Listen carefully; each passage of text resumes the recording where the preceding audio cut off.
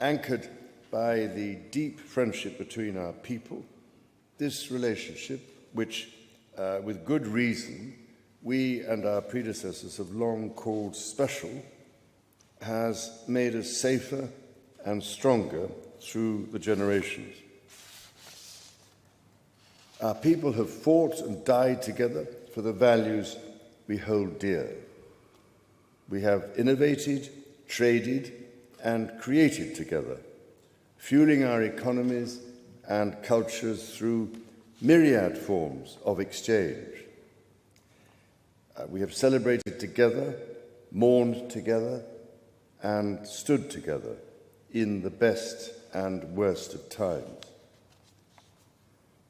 Mr. President, as we approach the 250th anniversary of the Declaration of Independence next year, it is remarkable to think just how far we have come. I cannot help but wonder what our forebears from 1776 would make of this friendship today. The rebel commander and pioneering First President George Washington famously vowed never to set foot on British soil. And my 5 times great-grandfather, King George III, for his part, did not spare his words when he spoke of the revolutionary leaders. Today, however, we celebrate a relationship between our two countries that surely neither Washington nor King George III could possibly have imagined. The ocean may still divide us, but in so many other ways, we are now the closest of kin. Mr. President, you have spoken of your pride in your British roots. In fact, not only have you set foot on British soil twice in the last 2 months alone, but I understand that British soil makes for rather splendid golf courses. Now, for my part, I have always admired the ingenuity of the American people and the principles of freedom which your great democracy has represented since its inception. Throughout my life, from the very first visit to the United States in 1970, and over 20 visits since that time, I have cherished the close ties between the British and American peoples. In fact, had the media succeeded in the 1970s in their own attempt at deepening the special relationship, I myself might have been married off within the Nixon family. Mr. President, from York to New York, from Birmingham, England to Birmingham, Alabama, we are united by a common language and shared heritage.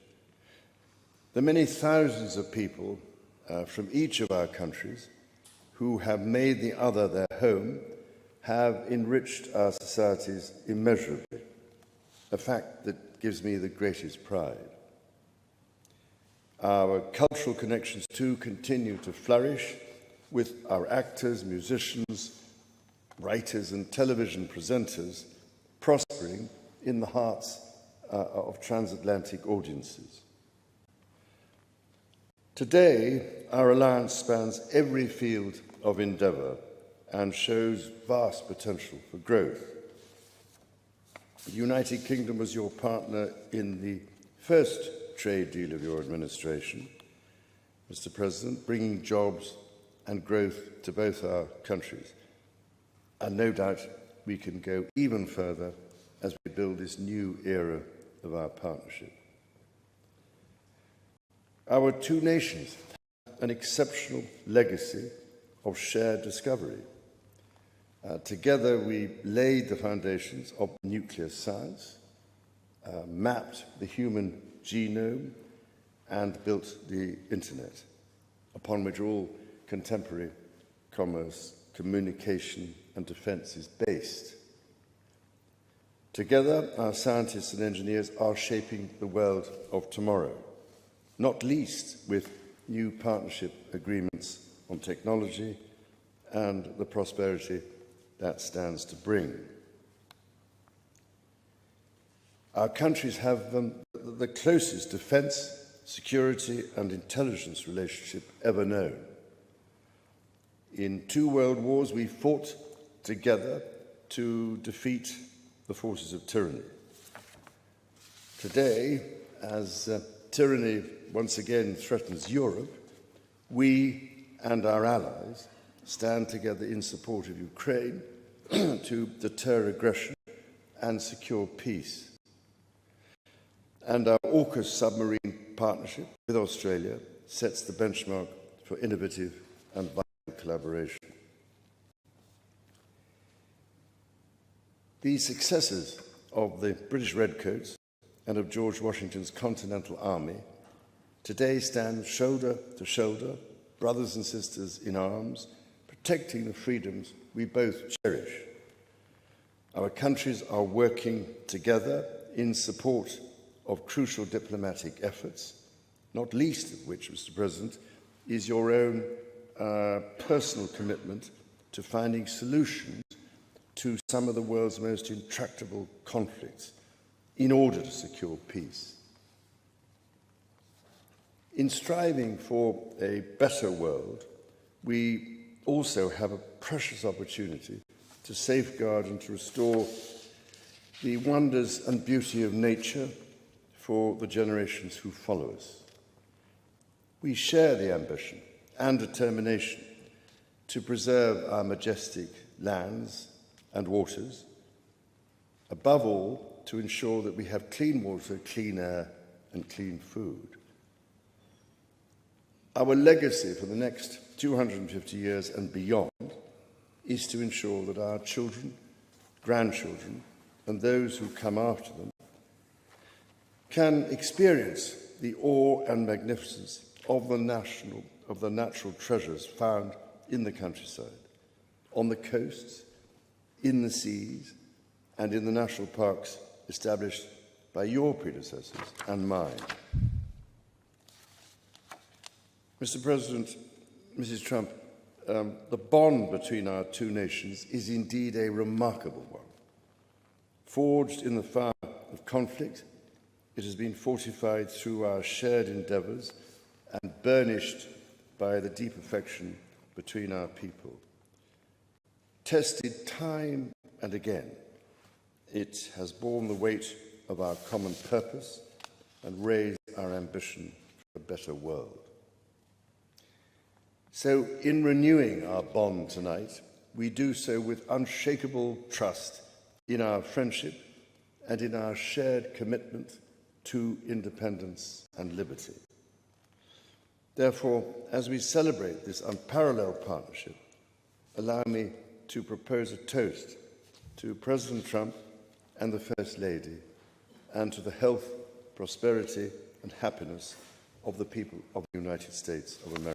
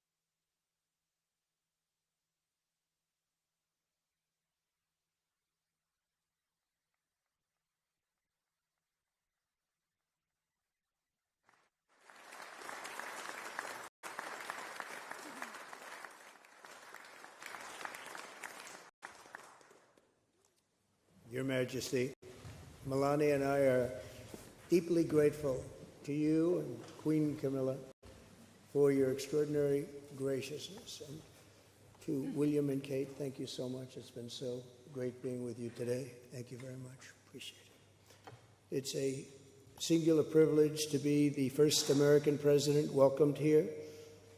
And if you think about it, it's a lot of presidents, and this was the second state visit, and that's the first, and maybe that's going to be the last time. I hope it is, actually. But this is truly one of the highest honors of my life. Such respect for you and such respect for your country. For many decades, His Majesty the King has epitomized the fortitude, nobility, and the spirit of the British monarchy and the British people. He's dedicated himself to preserving the glory and unique character of this kingdom, restoring life to the rivers and streams, supporting the works of its artists and composers, planting trees and gardens in its countryside. And I just visited one of the most beautiful I've ever seen that you just completed, and protecting the architectural integrity of cities, villages, and towns. He has uplifted the poor, cared for rural farmers, and tended to wounded veterans like nobody else. I'll tell you that I just stood in line and shook about 150 hands, and the king knew every single person and every single company, and some of them had bad names like XYZ-Q3, and he knew every one of them, or at least I think he did, because nobody was complaining. I was very impressed with that. But I just want to say that His Majesty has also raised a remarkable son in His Royal Highness Prince of Wales. Really amazing. We've gotten to know you, and I think you're going to have an unbelievable success in the future. Melania and I are delighted to visit again with Prince William and to see Her Royal Highness Princess Catherine, so radiant and so healthy, so beautiful. It's really a great honor. Thank you. Many years ago, His Majesty opened his archives to a biographer. Among the documents was a letter from 1993 in which he described the patriotism and guided his many projects. He wrote that he was, quote, entirely motivated by a desperate desire to put the great back into Great Britain. In the finest tradition of British sovereigns, he has given his whole heart, everything he's got, to those parts of Britain that are beyond the realm of mere legislation. It's not easy, but which define its essence and its virtue, its harmony, and its soul. It's an amazing calling, and there's nobody that's answered that calling like you have. A fifth of all of humanity speaks, writes, thinks, and prays in the language born on these isles and perfected in the pages of Shakespeare and Dickens and Tolkien, Lewis, Orwell, and Kipling. Incredible people, unbelievable people like we have rarely seen before, probably won't see again. The lion-hearted people of this kingdom defeated Napoleon, unleashed the Industrial Revolution, destroyed slavery, and defended civilization in the darkest days of fascism and communism. The British gave the world the Magna Carta, the modern parliament, and Francis Bacon's scientific method. They gave us the works of Locke, and Hobbes, Smith, and Burke, Newton, and Blackstone. The legal, intellectual, cultural, and political traditions of this kingdom have been among the highest achievements of mankind. There's really never been anything like it. The British Empire laid the foundations of law, liberty, free speech, and individual rights virtually everywhere the Union Jack has ever flown, including a place called America. You know that place very well, don't you? His Majesty spoke eloquently about the bond which inspired Sir Winston Churchill, and the bust is in the Oval Office right now, the beautiful bust of Winston Churchill, to coin the phrase special relationship. But seen from American eyes, the word special does not begin to do it justice. We're joined by history and fate, and by love and language, and by transcendent ties of culture, tradition, ancestry, and destiny. We're like two notes in one chord or two verses of the same poem, each beautiful on its own, but really meant to be played together. The bond of kinship and identity between America and the United Kingdom is priceless and eternal. It's irreplaceable and unbreakable, and we are, as a country, as you know, doing unbelievably well. We had a very sick country 1 year ago, and today, I believe we're the hottest country anywhere in the world. In fact, nobody's even questioning it, but we owe so much of that to you and the footing that you gave us when we started. Together, we've done more good for humanity than any two countries in all of history. Together, we must defend the exceptional heritage that makes us who we are, and we must continue to stand for the values and the people of the English-speaking world, and we do indeed stand for that. On behalf of all Americans, I offer a toast to one of the great friendships, to two great countries, and to His Majesty, King Charles III, a very, very special man, and also a very, very special queen. Thank you very much. Thank you. Thank you very much. It's a great honor to be with you.